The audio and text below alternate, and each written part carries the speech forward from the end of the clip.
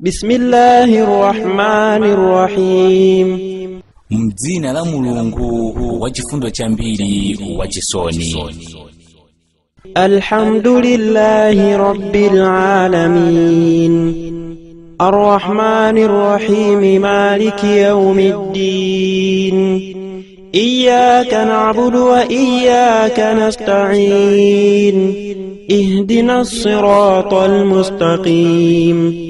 Siratal ladzina an'amta 'alaihim ghairil maghdubi 'alaihim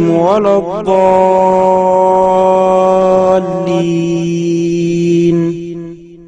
Kutamandidwa konse ndi kwa Mulungu mbuye wa zolengedwa zonse, wachifundo chambiri wachisoni, mwini tsiku la chiweruzo. Inu nokha tikukupembedzani, ndiponso inu nokha tikukupemphani chithandizo. Tiwongolereni ku njira yowongoka, njira ya omwe mudawapatsa chisomo, osati ya amene adakwiyiridwa ndi inu, osatinso ya omwe adasokera.